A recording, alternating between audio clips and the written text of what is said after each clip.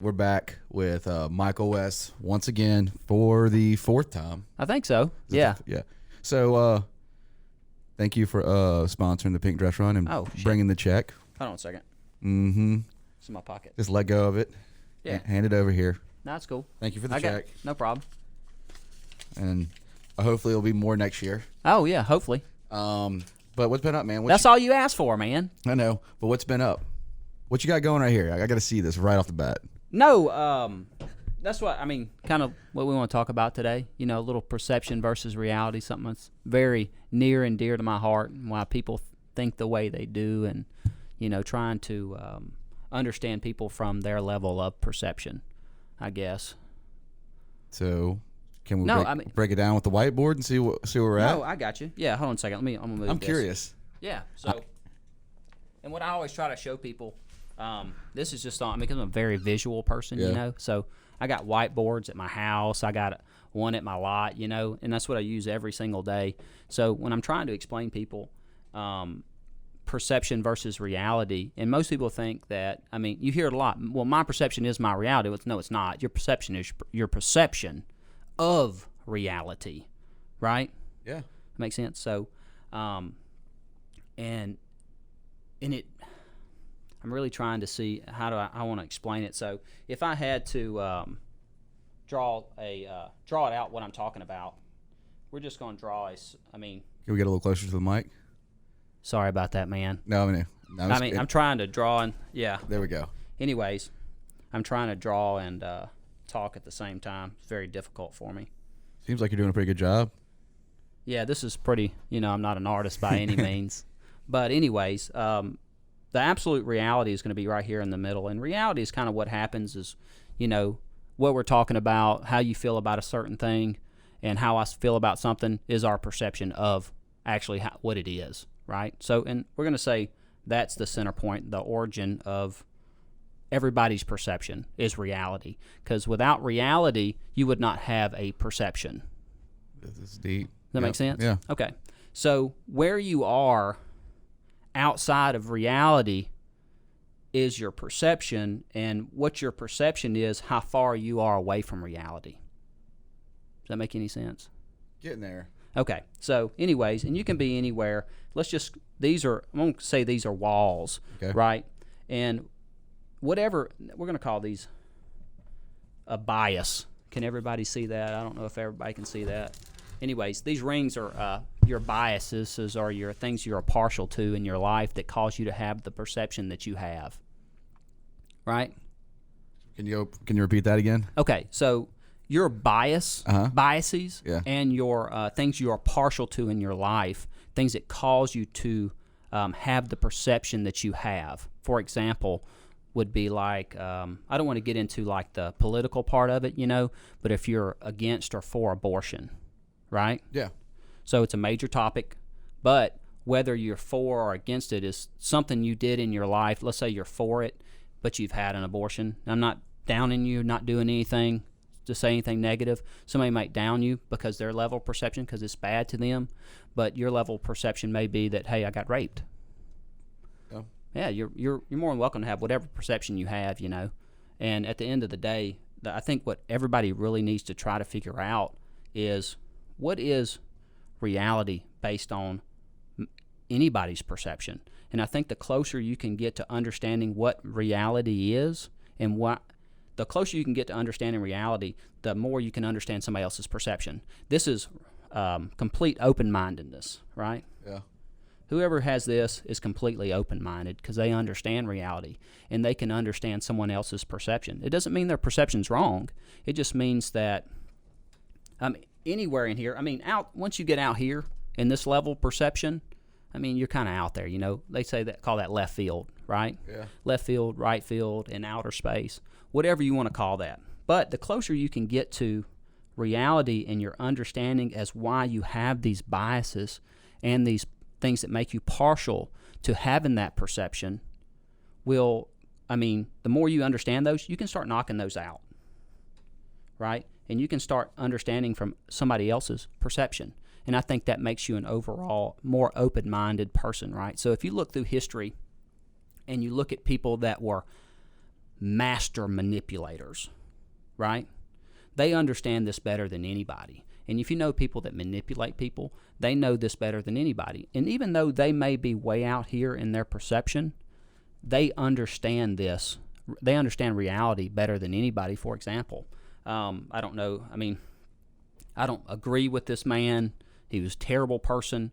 But if you look at Adolf Hitler and the things that he done, and I mean, you know, what he, persuaded somebody to do is terrible, right? Yeah. Okay, but he understood reality versus perception and how to persuade people based on their perception of reality. Yeah. So, but he says, like, there's three kinds of people. There's people that believe nothing that they hear. There's people that believe everything that they hear. And there's people that question everything that they hear. And you don't really have to worry about the first two. You just got to know how to manipulate them, and you cannot manipulate this one. This is the one you have a problem with, right? But there's not very many of them.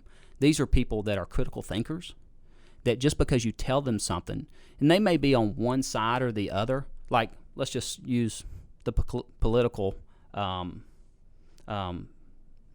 part and say, you know, you have a left and a right. Yeah. So just because that person may lean left in some of their thinking doesn't mean they actually believe everything that is on the left. You know, they're going to think about it and say, hey, this is where I stand, you know, based because I know what reality is, or I know close to what reality is, but I still have a stance here. It's not just going, well, this is the way I feel, and that's the only way I feel because I can't see past my biases here. Does that make? Yeah. Am I losing you, kind of? Not really. I mean, I think that you're just like, so people that question and have opinions, they'll take it in, absorb the knowledge. Yes, that would be an open-minded person. And but even though that they have even if they have their own different opinion, they're still open-minded toward the other opinion. Is that what you're trying to say? Yeah. So it's really all opinions. Yeah, right? I mean, it's opinion. It's biased opinions. That's exactly right. Yeah, so it's everybody's opinion, like whether you like football versus soccer, whether Cowboys win versus, you know, the Saints win, or who's a better college football team, or yeah. So I mean, I'll give you a good example. You know, if you're against, let's say they're voting on Medicare, right? Yeah. For seniors. I don't know if that's Medicare or Medicaid, whichever it is. It doesn't really matter. It's just for an example. But you don't have any grandparents. And then somebody comes on and goes, hey, they're going to spend $1 billion for this Medicare. It's going to raise taxes. Well, I'm against that. We're against it because you don't have anybody that you know that would actually need it, right? But the person somebody you may know may have a grandparent that actually needs it, might be poor and needs to have Medicaid or Medicare, whatever it is. And you're biased towards it, right? So you're going to be obviously on the other side. You're not going to say, Grandma, I'm sorry for you, you know? I think a lot of that too, with like the opinions and people being open-minded too. A lot of I feel like in like the mid '90s to the early 2000s, you really started seeing a lot more opinions when it came to reality TV. You've seen more of a lot of. If you hear now, this is just for me. If you hear now, it's always like people are so now into the point where like a toxic way of having opinions towards people. Whether somebody's doing it's if you're your high horse, you're pushing all your goals. There's always that bias with that person, or that person has always got a negative comment or opinion towards what that person's doing. Is that kind of where, I mean, are we talking about? No, you're talking about, like, say if somebody says something on social media, right, and somebody always has an issue with it or something negative to say about it. There's always opinions in a weird way of. There's more like opinions about not even such serious things anymore. Like, it's not even nothing big anymore. It's the opinions. Everybody wants to argue about something. Yeah. Everybody's right. Arguing about nothing. They really. don't even know what they're arguing about. No, that's right. It's basically social media gives people a level of confidence that they're not going to get punched in the mouth immediately when they say something. So that's almost passive aggressiveness, which I have an issue with as well. If I cannot tell you to your face that I have an issue the way you think, then I shouldn't go back, get on social media, and put some cryptic gosh damn message that's meant for you, but I say it in such a cryptic way that you don't know it's about you, but you kind of think it's about you, but it really is about you. Yeah, That's just passive aggressiveness, and it's terrible. So you got me at open mind, and then you got people that are opinionated. Well, all these are opinionated, right? Okay, yeah. These people are. If you're radically open-minded, you can still be opinionated. And a lot of times, it's like, hey, if me and you are talking about marketing, Yeah. and you may say, okay, let's appeal to this or to this. Which one is better? It doesn't. I mean, if they We don't know until we try. That's exactly right. Or not only if we try, both of them may work the same, and they both will work. That doesn't mean that your perception is incorrect. I just can't see it the way you see it. But it's important that I listen to what you have to say for me to get closer to reality.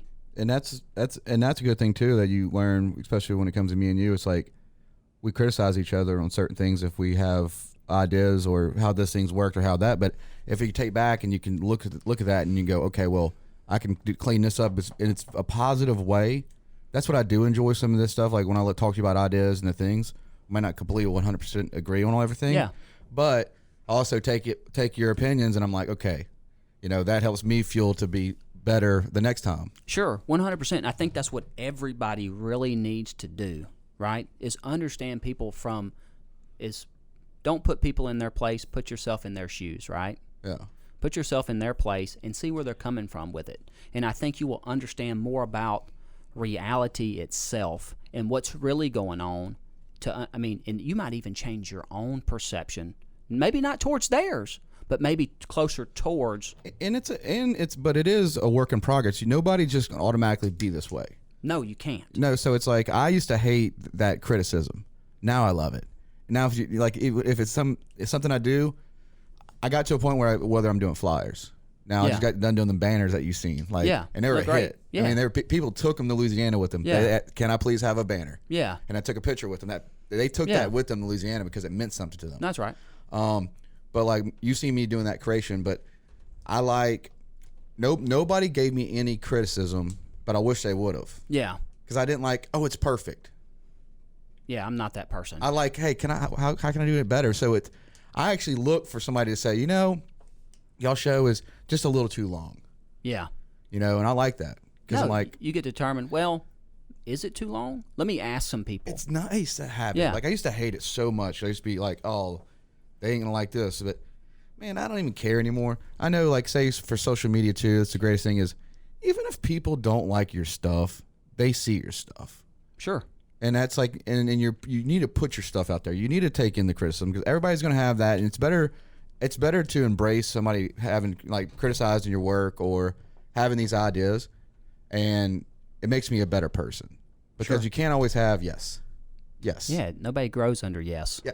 Oh yeah, you're doing great. Yeah. I don't, I'm trying to figure out this circle thing, but it's kind of making more sense. I got you. So in reality, let's just say these are walls here, and these are your biases that cause your perception. You really need to get to a point to where you can digress or divagate, which is stray away from your own perception, and understand why you have that perception. And then you can understand why somebody else has their perception. If you're critically thinking about the whole process in whole, I can understand why somebody would have a stance on A and why I would have a different stance on that same topic. If I can understand that, I can get closer to what reality actually is, and I can understand where you're coming from and why you have that. Yeah, I mean, like I said, the more this happens, I just know it's going to take time for everybody. I've been doing this since I was probably 5. And that's what works for you, though. That's why you win. That's right. I want to know why somebody thought something was funny. I want to know why somebody has this perception or this understanding of I can't see that deep into their perception and why they're so opinionated about something. And then you find out that they're biased because of XYZ.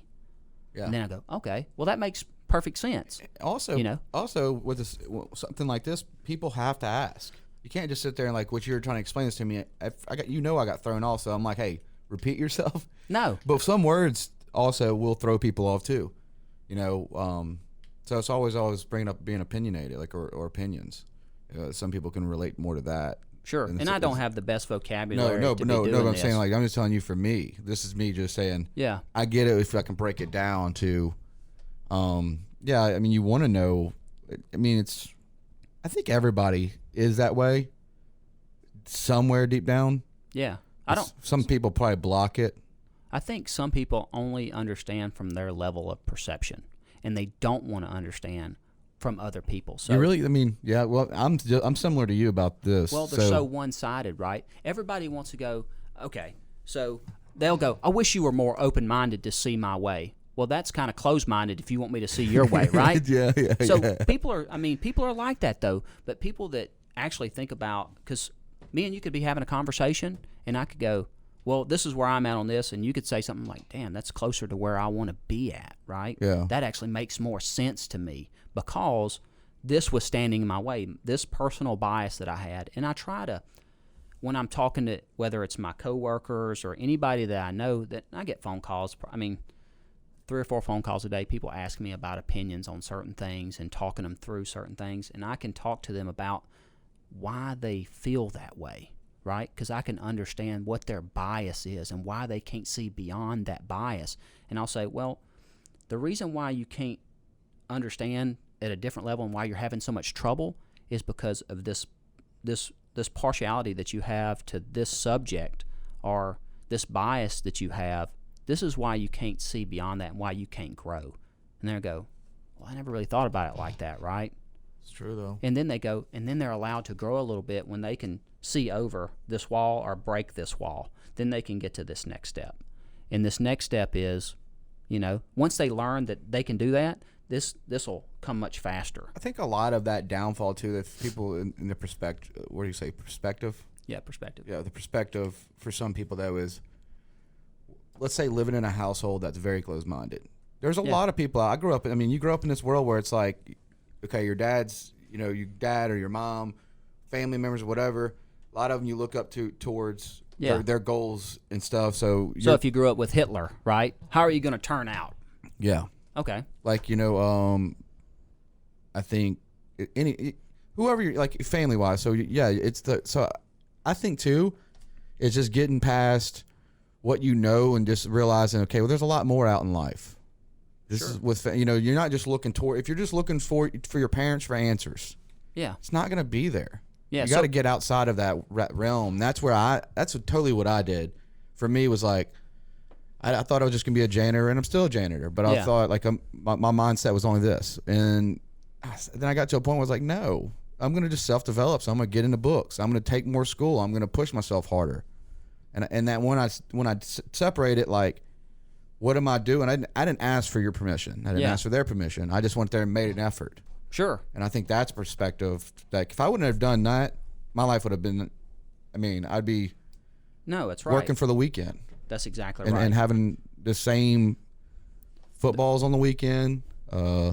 Yeah, I don't do football. I don't do football either. I don't do sports, because I like, and maybe I have an opinion or a perception that causes me not to, because I don't really hang out with people that don't have the same interests as I do. It's pointless to me, right? We can hang out and talk, but are you calling me out right now? No, I'm not. I'm not calling you out. Me and you have a lot to talk about. I know. Right? I'm messing with you. So I don't have a lot of friends for that reason, and that's okay with me. You got to have like-minded friends. No, 100%. You got to. You can't.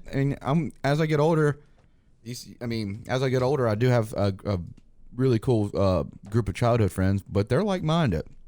Like for me, I'm very blessed to have them. But like with you, it's like you don't. I like hanging out with people like that have goals and have thinks outside the box. And some of the stuff, and they're not scared for an idea. Not to come like you come here with a whiteboard and you're trying to explain this right now. Sure. And I think that what you're talking about with people that have goals and people that can't.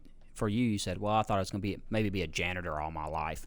Well, the reason why I thought that is because I thought that was the only job that I could do. But I got to thinking more about it and like, well, there's not really anything that I cannot do. True. Yeah, for me, dude, I can do whatever.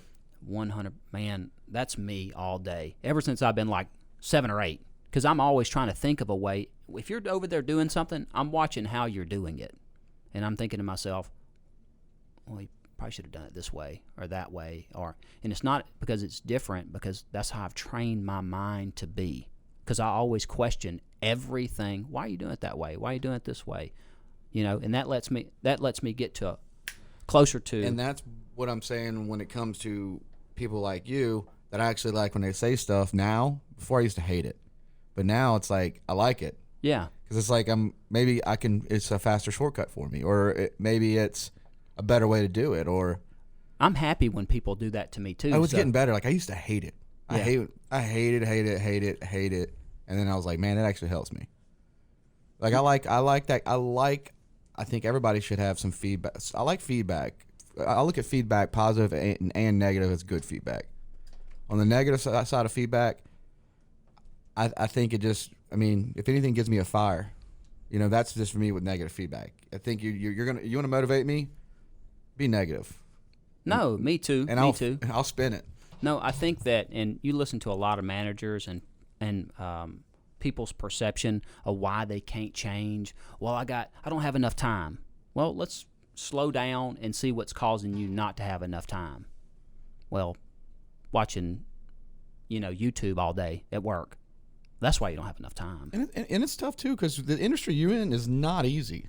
I mean, the auto industry is not. I mean, it's a good living, but it's a tough industry, especially when it comes to employees that you hire and stuff. It's a different animal. It's all mental. It's a lot. Yeah, it's all mental. And most people go, "Oh, you wouldn't know how many people contact me and go, "Hey, look, dude, you hiring anybody?" I'm like, "Well, not at the moment, I would be a great car salesman." I'm going, "Okay, well, that's fantastic, Well, what kind of experience do you have?" And they're like, "Well, I don't have any. I'm just good with people." That means nothing. Yeah. Absolutely nothing. I've been good with people for a long time. It's really understanding why people do the things they do and their level of perception. I mean, it's making more sense to me now. Perception is perception is everything. And if you can understand somebody else's perception, for example, you hear a lot of people, this is very common, that if you can lead a horse to water, but you can't make him drink, right? And there's people that don't care to teach anybody anything else. They just want to stay, kind of passive and kind of go with the flow. They don't care to help anybody else or teach anybody anything, and that's okay. That's their own prerogative.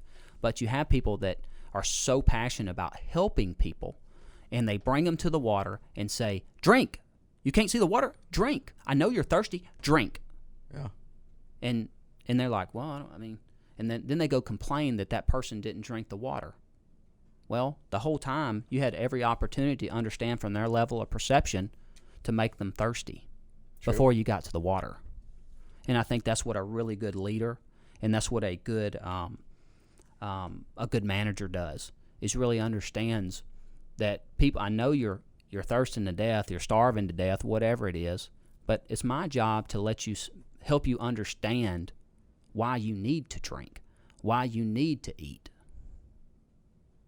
So, that's true. Yeah, it's a leadership. No, 101. That's straight up leadership. If you're if you can persuade somebody to do better for themselves, it's not. I wouldn't call that manipulation. I would call that more of influence and persuasion. Oh, I love that. When I see people in the street, photography.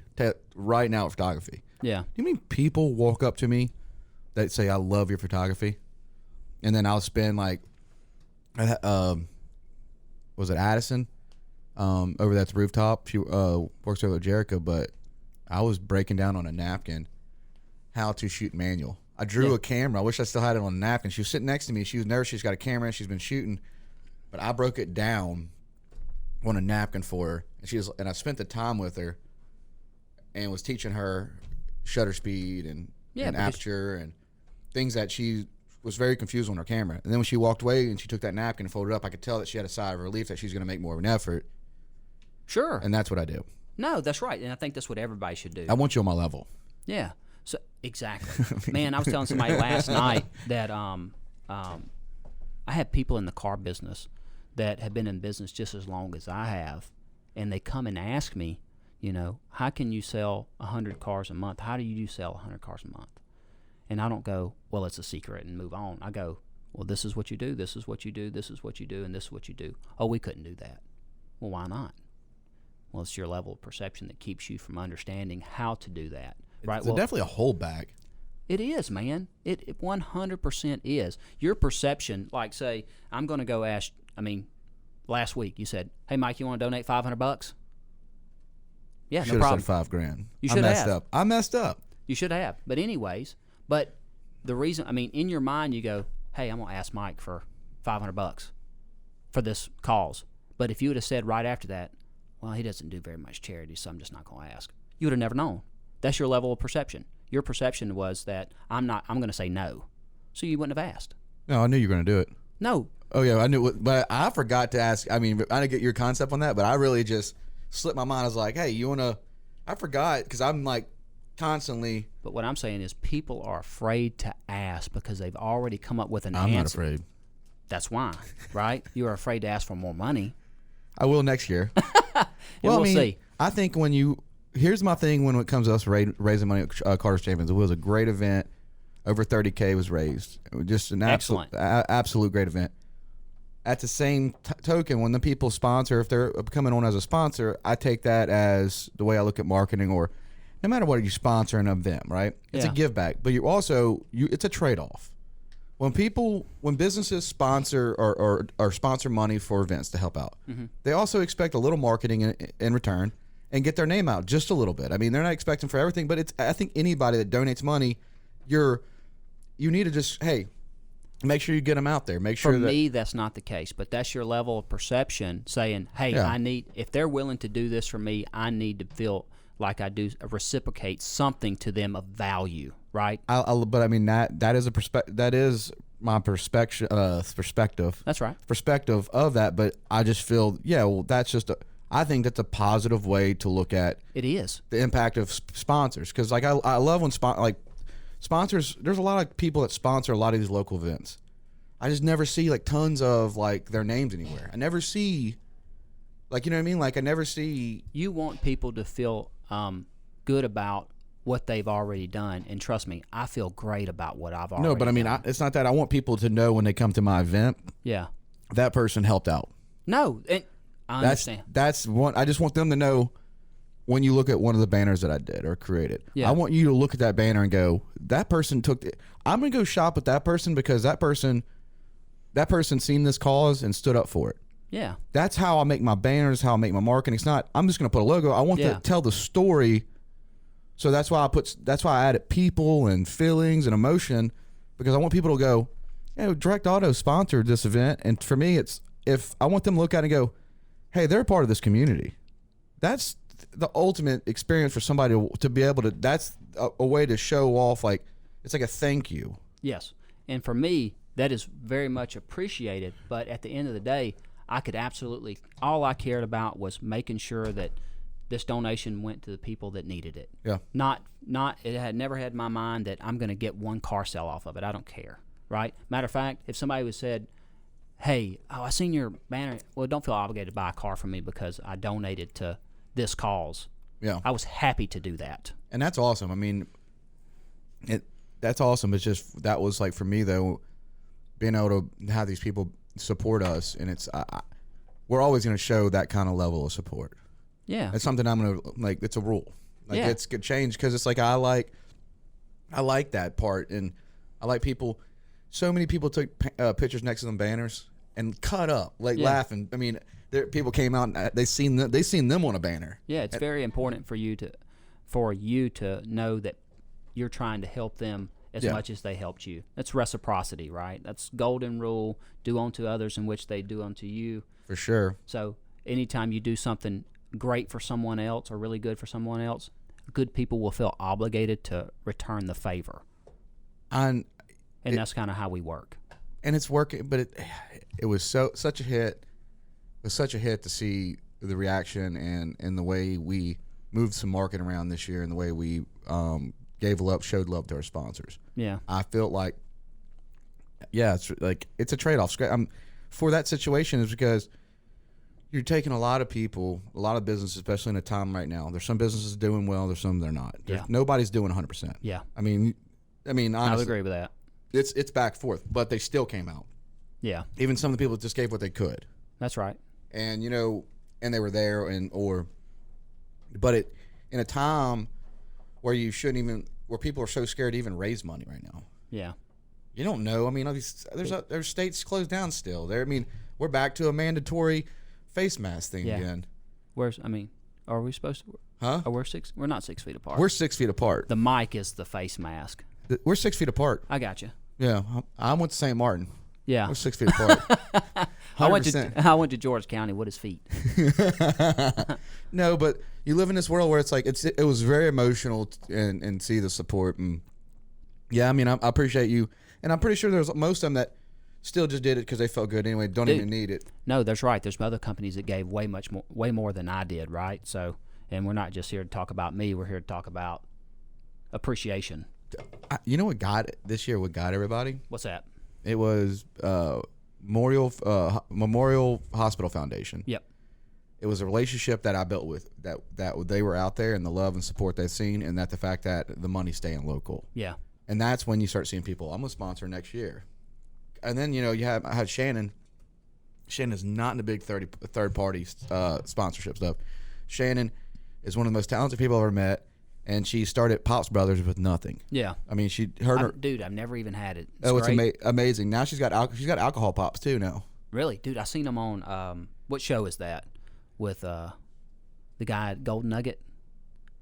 The Billionaire Show. Yeah, the Billionaire Show.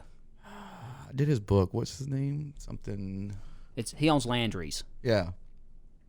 What is the guy's name though? Hold on, I'm gonna have to pull this up because it's gonna drive me crazy. But yeah, no, she's a hustler. But she looked at me. She said, "I'm helping next year." She's like, she's helped me this year, but she's like, "I'm helping. Yeah, we're doing this." She goes, "Because I got to take Cohen to get some of that stuff." Oh yeah, they use it's like all natural fruits and stuff. Yeah, it's really healthy for him, especially if he's gonna eat snacks. Let's see. Come on, where's he at? Tillman. Yeah, Tillman. Fertitta. Yeah. Yeah. That guy. Yeah, he was on that. They were on that show. It's something billionaire something. Yeah. But he owns like the Golden Nugget, owns everything. Yeah, the world. He owns a lot. He owns a basketball team. Does he? Yeah. I didn't know that. Yeah, I think he owns the Houston Rockets. I did his book, and in my memories, I just got to do it. Huh? What is it? I just got finished with a book called David and Shut Goliath. Up and Listen. No, I'm gonna read that. It's only 3.5 hours. Shut Up and Listen. It just talks about his journey. I think he got like a $20 million loan that at times when he was in business, and he got blessed to have a loan with his bank, and how it just spiked off from there, and how his work ethic's just second to none. Yeah, I mean, he's a billionaire. Yeah, and that's not his goal. It's like for him, it's the achievements and the way his restaurant is. Yeah, and he has a rule, and he's like, I don't care if somebody at the restaurant, they want eggs and hash browns at night. We will cook them eggs and hash browns at night. Yeah. Now we might charge them more. Yeah. That's business, but customer service is what we're about. Sure. And they've done a great job. And that's why you go there. Saltgrass, he owns all them. Yeah. All Saltgrass, anything Landry's. He owns everything. Yeah. All of Texas. He owns Biloxi. I mean, come on, you see it. No, I know. He does a good job. I mean, he owns a casino, man. Yeah. What about this new Music City thing coming to Biloxi? How awesome is that? It's going to be dope. Yeah, I'm not a concert goer, but I know it's great for Biloxi. It's great for everybody. It's going to be bringing a lot of tourists in. I was only going to be 3 in the country, the first 3. Yeah, but it's going to be tourists. Yeah. It's going to be like No, they're going to redo the Broadwater, which is going to be awesome. What are they going to do with Shuckersfield, though? I don't want to get into that. I know, but I'm saying, like, we got this coming in, but what about the Shuckersfield? Guys, I feel like we take Shuckersfield, which turn it into a concert hall, call it Biloxi Blues. Well, I mean, you're already going to have, the Coliseum, and you're going to have Music City, which is going to have all the big names. And how's that going to feel? How's that going to impact? Are they working together, the Coliseum? I don't know. I couldn't. That's right next door. Yeah, I couldn't answer that. That's like right next door. I know. It's like right next door. Yeah. So what is the Coliseum going to be? Just for monster trucks now? Monster Jam and the fair? No, because you got Margaritaville building the fair. You got Margaritaville doing theme parks now. They're working on it. No, I seen that. I seen Yeah, that. it's kinda You like got the thing that throws you up in the air, spins you. No, it's kind of a bunch of stuff. They're clearing, like, Margaritaville is going to have an actual theme park. Really? Like a nice theme park. Oh, dude, Biloxi's going to be on the map. I got to pull up the theme park for you, but yeah, it's going to be... New York City. So there goes the fair. They have the fair there? No, we have the Cross Festival, but I mean, if we start having our own theme park, Yeah. I mean, you didn't know about this? No, I seen it. I didn't know it was like a theme park. I thought it was just like a couple rides. I mean, let's see. Yeah, I mean, the coast has got a lot of stuff coming. No, it's good, man. It's a long time coming. Now, if they'll just get the blue water out there, it'll be a real hit. Yeah, I mean, it's gonna have it's gonna have a couple rides. Yeah, this is the thing I was talking about. The thing brings you up and spins you. A Ferris But wheel. there's gonna have a few more than just this though. But it's a $140 million expansion. Yeah, they need to have the world's largest Ferris wheel there. That's what they're working on. Not the world's largest, but It should be the world's largest. Bigger than the... I don't. Could we have it from Keesler? Could we? There's a certain level that you can build anything, right? You can't think go. so. You can't have it. You can't have it at a certain height, especially being on base. They should just do it where they can fly the planes in between it. I'm kidding. I'm kidding. Would be dope though. Dude, I don't do heights anyway. I got on the one in Vegas and cramped up. Like, You don't do heights? heck no. We need to go to the power plant and just go to the very top. I've been up there before. I used to work at that one. Was it scary? I never looked outside. You had a plane, but you're scared of heights. Yeah, but I mean, You're in a plane. well, it can glide down. Right? Yeah, well, I mean, Yeah, you fall off a building, you're dead. It's not even that, you know. I didn't used to be scared of heights at all. But as I got older, I think I got more knowledgeable that I could fall and hurt myself. So I don't know why I'm scared of heights. I think about all the things that could happen, like on that dang Ferris wheel. If you ever go to Vegas, they got the big pods that kind of on the Ferris wheel. It's like the largest one in the world. You ever been on it? It's like 580 feet. no. Dude, it's unreal. I'm telling you, Marla's like up against the glass looking out of it. I'm into the cheesy fairs, man. I like the fairs that they got the rides on cinder blocks. No. Yeah, I'm out, I have brother. to see cinder blocks. Nah, brother. I have to see them crooked. You know what I mean? I like riding like the scary upside down rides at the local fair. Listen, I can see the carnies there. I know they're not tightening. I mean, they're all every bolt. hopped up on meth. Yeah, but they're missing something. They're not tightening a bolt like they're supposed to. I know, but that's what I like. It's like No. yeah. I'm not in for that kind of thrill. Me and my mom are big time roller coaster people. I'm not. I am. No. Marla is. And I'm screaming. I'm ready to go. No. I'm crying. Huh? Marla has to talk me into it, you know. I'm not a thrill seeker, I don't guess. I guess we need to go bungee jumping and figure that out. Negative. Come on. I'm not bungee jumping. Why not? I mean, be fun. I got in one of those damn things one time. Could you bungee jump into the water? No. No, I'm not. Would you swim with sharks with me? I don't mind. I've swum with sharks before. Have you? Yeah. So why don't we bungee jump in the water? You're swimming with sharks. I wouldn't do that. No, it's not the same. It's not even close. No, I'm not splattering on the water. I'm not doing it. Terrified. No, dude, I just don't want to do it, you know? Terrified. I mean, even the cabins are up kind of high at the resort. How do you feel about that? Oh, dude, I don't mind. That's got, you know. I know if I fall from there, I might, like, sprain my ankle or something. But, no, I'm not splattering on the ground. All right, well, you never know as we get older. You might just say, whatever. I just did a book and I'm ready to experiment. I'm about to just dive right in. I just don't get the fact that you had a small airplane that you owned and flew around like a toy. Yeah, but I was in control of that. Were you, though? Yeah, I mean, What if the propeller stopped? If you train on that, it don't matter. You're prepared for that. I wasn't okay with it at first when they get up there and they cut the engine, you know. Ooh, they cut the engine on you? Yeah, then you got to figure out how to start it back up. In midair? Yeah, you got to go through the procedures of starting it back up. And Did you panic? Not really, because they kind of prepare you for that, right? Do you miss having a plane? Didn't you sell yours? Yeah, I did. I had 2 of them. Sold both of them. You get another one? I think so. I've been thinking about it real, you know, pretty heavy, you know. Everybody else is getting, like, you know, Maseratis and stuff, and I got to have an airplane. Yeah, but what would you do with a Maserati? Nothing. You'd I could do stuff with an airplane, you know. I could fly to auctions and save myself some time there.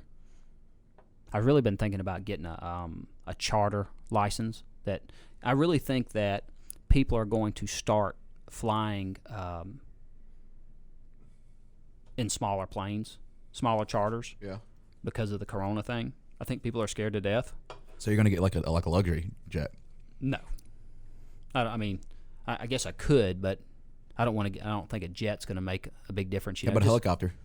Nah, it's a lot of maintenance. You know, if you're doing some kind of tourism thing, I think that would work. But I think for, people that want to fly from like here to Atlanta, here to Memphis, here to Nashville, here to Dallas, here to Houston, and maybe San Antonio. Yeah, but you had a helicopter. You'd be holding a direct auto helicopter. Would be the stupidest thing I've ever seen. Dude, I was this close. I was about to buy a helicopter. I watched one drop at Fastlane. With what was that? Ivan, Joey, Ricky, all them over there. I think at Fastlane. I watched, and I was with John Landry, but like one of their buddies just out of nowhere. I got a video of it. Yeah. But their buddy out of nowhere just like pulls up with a helicopter and lands right on the race car track. Really? Yeah. Dude, I'm telling you, when the COVID thing hit, and they were talking about nobody can go to work if they catch you driving, you're going to go to jail or get a citation. I was literally going to buy a helicopter that way I could fly from my house to my car lot. You know what gangster that would be? Oh, dude, couldn't stop you. Or get one of them water boats if you buy if you buy some like water property. Let's get you like one of them water boats. You talking about a yacht? No, not water boat. Water planes. What are they called? Like a plane that you can land in the water. Oh, like a plane that has floats on it? Yeah. Yeah, you can. Get you one of them. I guess I could. I mean, they're kind of slow, but kind of tight though. You just drop into your house. Yeah, that would be cool, but you got to be going somewhere. That's not a bad idea because I've been thinking about buying a lot on the Back Bay, and that'd be. Don't tell anybody where that's at. I'm not. We had that discussion last time. Anyways, but I could fly in and out of there. That's what I'm saying. I mean, it'd be different. That's a pretty good idea. I wonder how far it is. I mean, a lot of your auctions are close to water.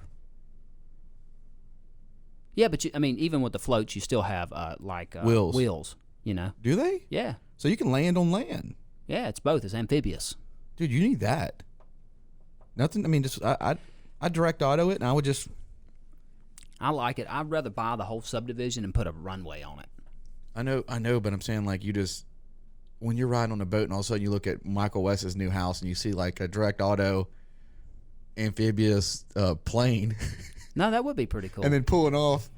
I never thought about that, but it's on the bay, it's kind of choppy. I think you'd need to be more on like a lake. I think you're making excuses. We hadn't really researched it yet. Yeah, I guess that's my level of perception.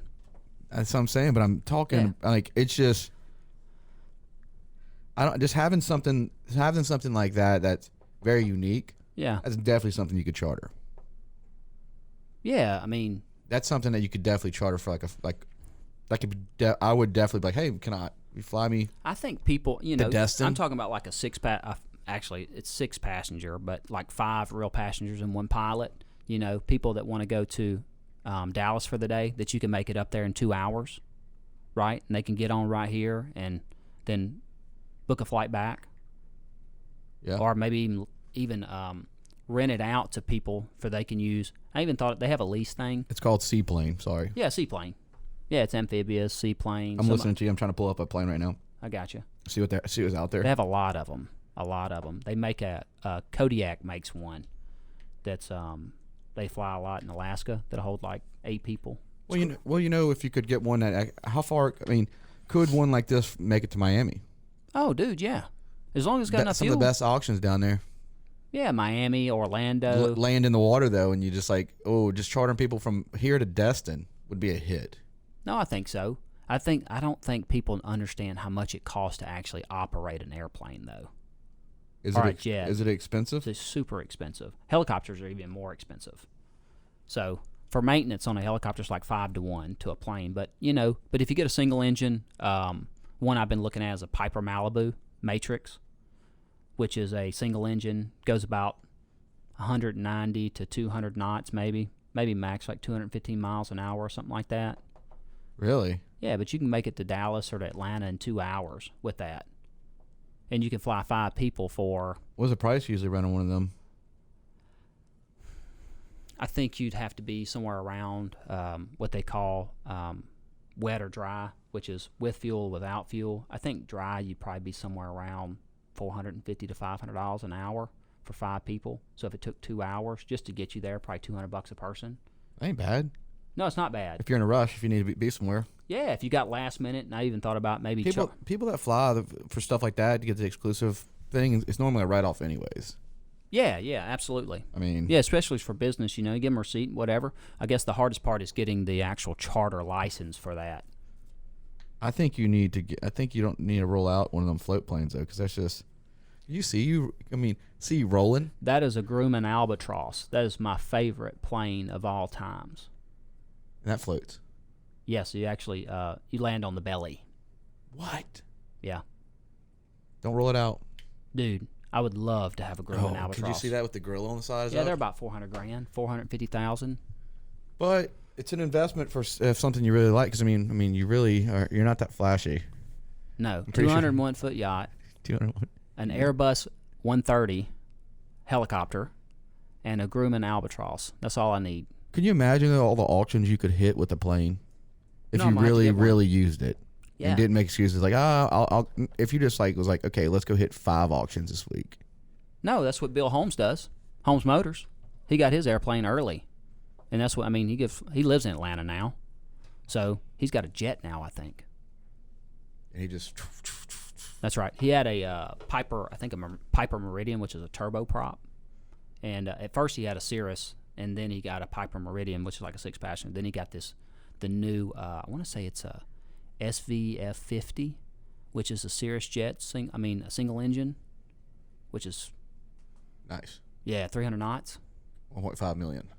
Oh, it's probably more than that. It's good, dude. But it's a moneymaker. Well, I think time is money in the car industry. Time is money everywhere. So I think if you can save yourself the time, and as we expand, and kind of my goal book, what I'm currently on is rapid expansion. So the quicker you can get further, the better off you are, right? I can make it to, if I want to go to Dallas, I can make it back in a day, there and back, which if you're driving, you don't have any time there. It takes 8 hours, right? How many hours does it take to get to Dallas? Oh, and a plane? 2. If you have one that goes 400 miles an hour, 200 miles an hour. What, this next plane you're going to get, how fast it's going to go? About 200. Why don't you get one that goes 400? Well, you can. You get a turboprop. That's a lot of maintenance. That just sounds expensive. No, it's a turbine engine. Yeah, but no, it sounds expensive though. Yeah, it can be. Piper Meridian or a Cicada Pilatus. Pilatus is a beautiful plane. So you have your license? No. Stepdad does. Yeah, sort of. Yes. I was going to be vague there. Yeah, you got to get a medical, keep your medical updated all the time. So I think he has to go get his medical renewed. Actually, are you going to get your license? If I get another plane. If not, I'll just hire somebody to fly it. You just need a driver. A pilot? No, just a driver for like a shuttle bus, like a van. No, I don't trust anybody driving. I'll learn how. I'll play Grand Theft Auto and I'll learn. I could drive you around. There you go. Why not? Kind of dropping in and out. Huh? Just come pick me up, hey. Just get a parachute. They have planes with parachutes. I know. It's probably super expensive. No, they're not that bad. You can probably get one for about $400,000 or $500,000, like almost brand new. Cirrus. That's what you want to get? No, I want to get a Piper.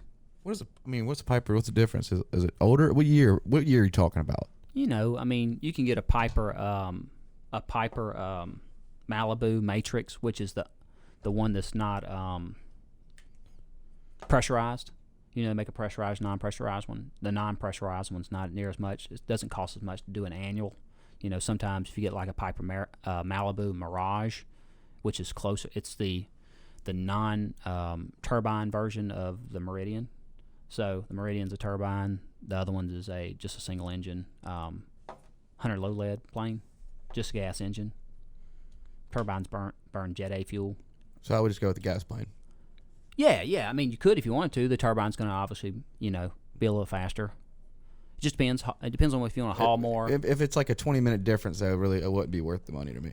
No, it's much more expensive. Yeah, much more expensive. I'm saying if I'm only trying to cut, like, say I'm saving 2 hours versus 16 hours.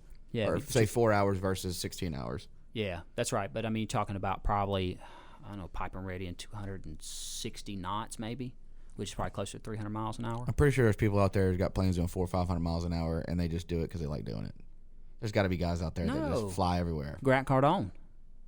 He's got a plane that flies everywhere. Got a jet. He's got a G5 or G6. What's how fast that plane can go? 500 knots. So almost 600 miles an hour. Pretty close to sound barrier. Yeah, well, I mean, he's got all these. He's on every commercial, so. Yeah, so. Every commercial. He said you got to have it. You can't afford not to have one. Yeah, and then, like, I don't understand something. I don't want to take this a bad way, but, like, I can't stand all these successful people, and then all of a sudden you see a Rolls Royce. I just don't get it. The Rolls Royce? Just never take. I think Rolls Royces, I don't find them to be, like, I would prefer, honestly, I'd prefer, like, a nice Cadillac V model or something. Like, I don't know. I'm just saying, like, the Rolls Royce, like, all these models of Rolls Royces that I see in every video, it's like, no, get something else. Oh, dude, I mean, they're a nice car, you know. If you ever sat in one, they're super nice. I know, but I'm not. Luxury. I'm just saying, like, it's not. Everybody's got to have it because somebody has it. There's so many like other sports cars. Huh? You like sports cars? I'm not even saying like a sports. Just get a Navigator. I got you. It gets. I mean, come on, man. I would like a Navigator. Like a new Navigator looks better than a Rolls Royce to me. Yeah. I'm just saying everybody's got the same Rolls Royce, and they really don't change them that much. No, they all kind of look the same. Yeah, so it's like, oh, okay, man. Like, yeah, it's fine, but like, get you like a decent little Mercedes or something, like a big body Mercedes. Or just get, but that's a cool thing. Everybody gets to have their own perspective. Everybody gets, but every one of these internet gurus, they all got the same car, the same watch, and the same suits. It's because they rented it from the same person. Probably so. 100%, dude. I mean, you were talking about the other day, which is internet gurus, right? Yeah. They rent the same Rolex. They rent the same chains. It's all the same suits, cars. Yeah, they rent the same Armani suit. They rent the same Lamborghini, the same Rolls Royce. You know, it's by the hour. It's not even by the day. So, and they put on this portrayal of, look what I'm doing, you know, and everybody buys into it when they go back to their, you know, 3-bedroom, 2-bath, which is nothing wrong with that, you know, but don't pretend like you're something that you're not.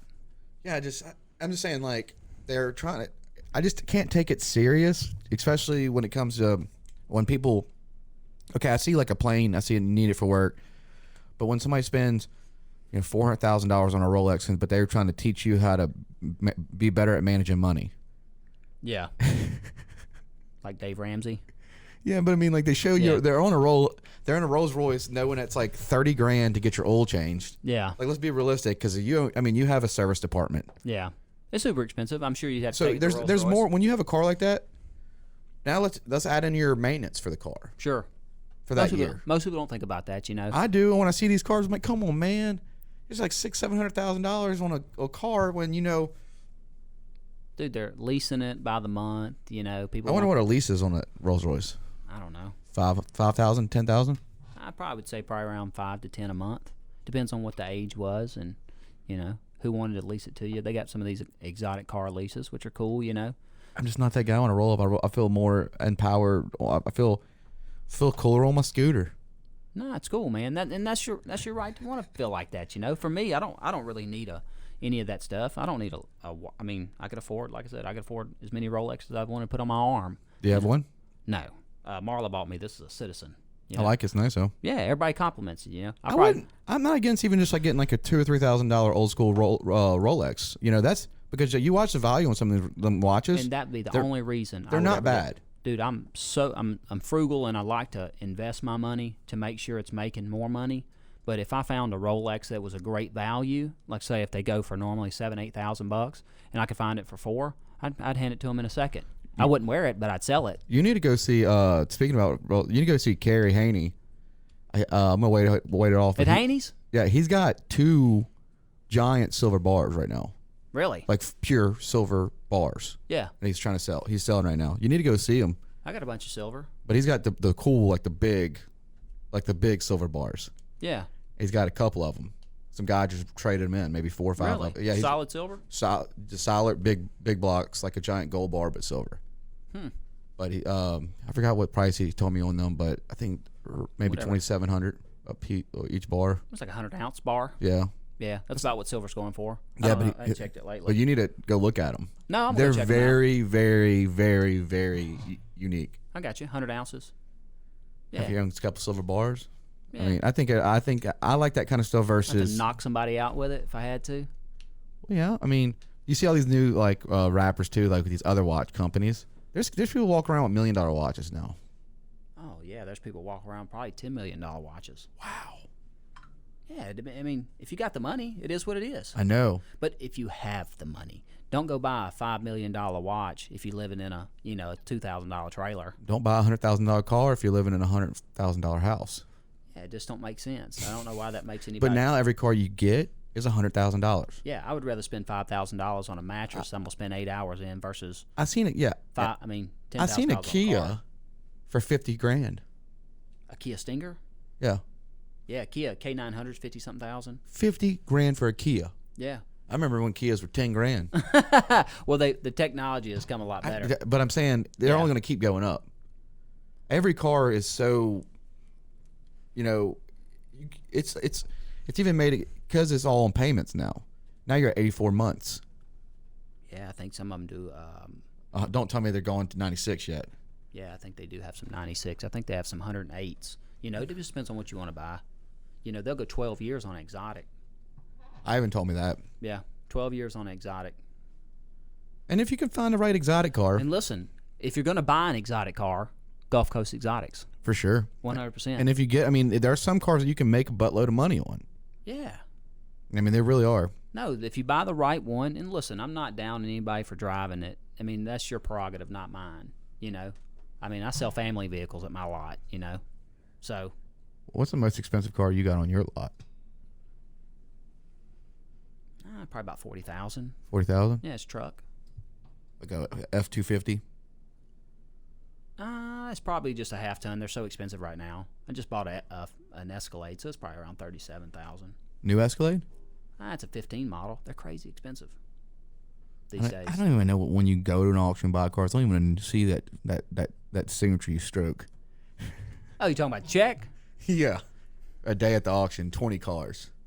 Yeah, today was probably, I bought a little bit more than 20 cars, so it's probably, I don't know, $350,000. Day. Today, yeah. Michael West spent $350,000 a day. Yeah, but I plan on getting it back. Oh, I know. It's an investment. With interest. With interest. Yeah. Well, we're going to... I know we've been talking for a while. Yeah, it's kind of awesome. Creeping up on an hour. No, yeah. It felt like it's 10 minutes. Yeah, we're definitely going to be getting this out to you guys pretty soon. I appreciate you, Mike, stopping by, and you'll see him one next time. Yeah, absolutely. Thanks, guys. Talk Thanks to for you having later. me.